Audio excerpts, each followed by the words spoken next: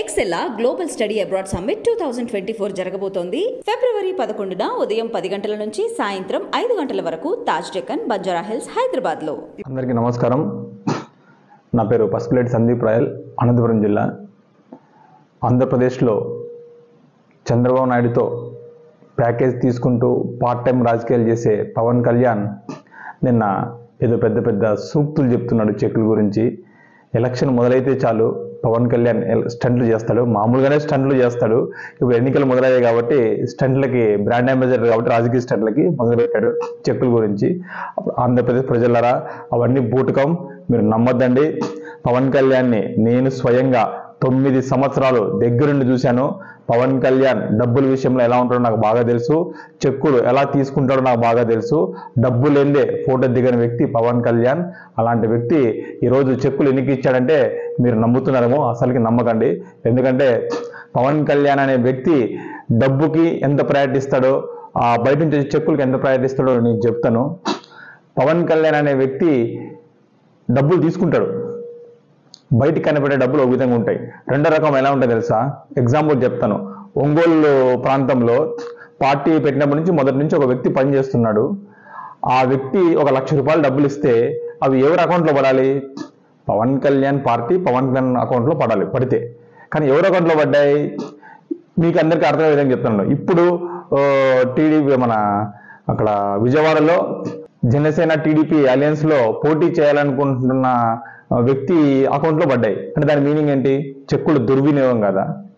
అంతేకాకుండా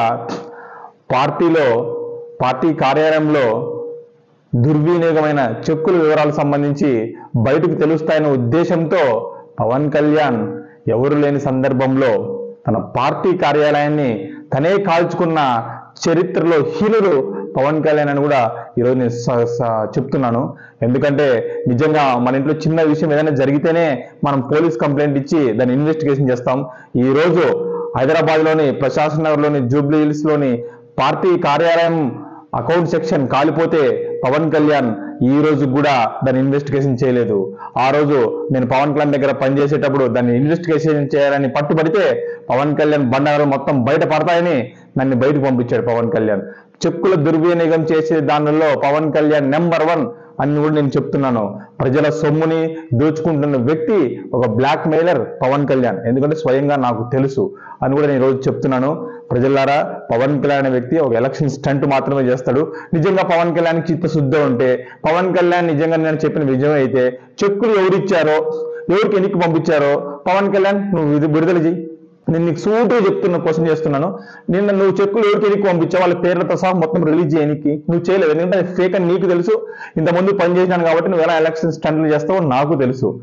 ఇప్పటికైనా మానుకో నీ ఎలక్షన్ స్టంట్లు. ప్రజలందరూ కూడా చాలా చైతన్యవంతులు. లాస్ట్ టైమే నువ్వు కుప్పగంతులు వేసినావు ఎలక్షన్ మూమెంట్లో. హెలికాప్టర్లో నాకు అయిపోయింది, నేను హెల్త్ బాగాలేదని చెప్పావు. అయినా ప్రజలు నువ్వు ఒక డ్రామా ఆర్టిస్ట్ అని ప్రజలు నేను తిప్పికొట్టారు. ఇప్పుడు నువ్వు మళ్ళీ ఇలాంటి ఎలక్షన్ స్టంట్లు వేస్తున్నావు, ప్రజలను నమ్మరని కూడా మేము చెప్తున్నాం. అంతేకాకుండా చెక్కుల గురించి నువ్వు మాట్లాడతావు నాయన. దొంగ చెక్కులు, దొంగ డబ్బుల్ని దుర్వినియోగం చేసినాడు నెంబర్ 1 నువ్వు. పవన్ కళ్యాణ్ హ్యూమన్ ఎక్సలెన్స్ అని పెట్టావు. దాంట్లో ఎక్కడి నుంచి నల్లధనం వచ్చిందో మాకు తెలీదా? మీరు చూడలేదా? శ్రీ లక్ష్మీ నరసింహ హ్యూమన్ రిసోర్స్ అని పెట్టావు. దాంట్లో వచ్చిన దుర్వినియోగం మాకు తెలీదా?